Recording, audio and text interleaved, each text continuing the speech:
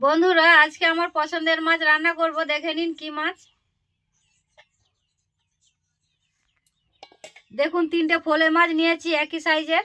আমি তো খুব ফলের মাছ পছন্দ করি, তাই দেখুন আপনাদের দাদা ভাই তিনটে ফলের মাছ অনেক কষ্টে পেয়েছে। একদম তিনটে ফলের মাছ একই সাইজের।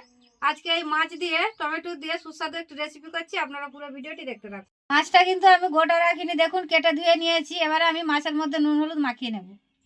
দিয়ে দিচ্ছি নুন, দিয়ে দিচ্ছি হলুদ গুঁড়ো।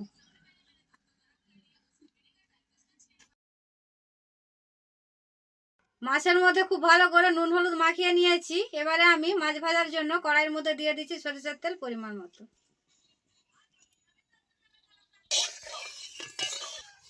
তেল খুব ভালো করে গরম করে নিয়েছি, এবারে মাছটা ভেজে নেব।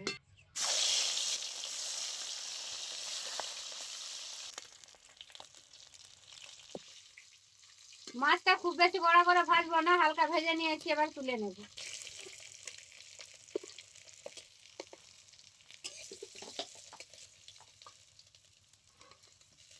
মাছটা তো খুব ভালো করে ভেজে নিয়েছি দেখুন।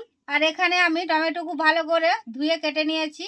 এবার আমি রান্নাটা শুরু করব। তো তার জন্য আমি মাছ ভাজা তেলের মধ্যে দিয়ে দিচ্ছি আর একটু সরষের তেল। তেল খুব ভালো গরম হয়ে গেছে, এবার দিয়ে দিচ্ছি আমি 5টা মতো কাঁচা লঙ্কা। কাঁচা লঙ্কাটা খুব ভালো করে দেখুন ভেজে নিয়েছি। এবার আমি দিয়ে দিচ্ছি টমেটো।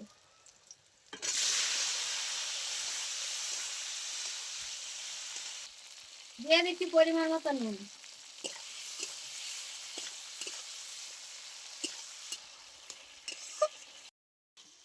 কাঁচা লঙ্কা ফোড়নের সঙ্গে বেশ কিছুক্ষণ টমেটো কষিয়ে নিয়েছি। এবার আমি দিয়ে দিচ্ছি মশলা। এখানে রয়েছে গোটা লঙ্কা, সরষে বাটা। দিয়ে দিচ্ছি পরিমাণ মতো হলুদ গুঁড়ো।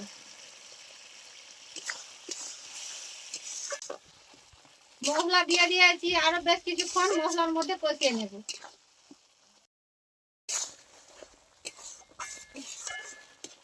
মশলার সাথে টমেটো বেশ সুন্দর করে কষিয়ে নিয়েছি। দেখুন এদিকে আমার টমেটো খুব ভালো গলে গেছে। এবার আমি দিয়ে দিচ্ছি পরিমাণ মতো জল।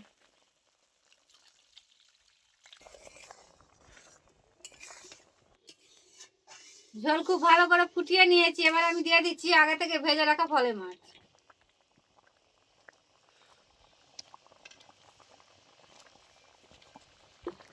এবারে আমি দিয়ে দিচ্ছি স্বাদ মতো নুন।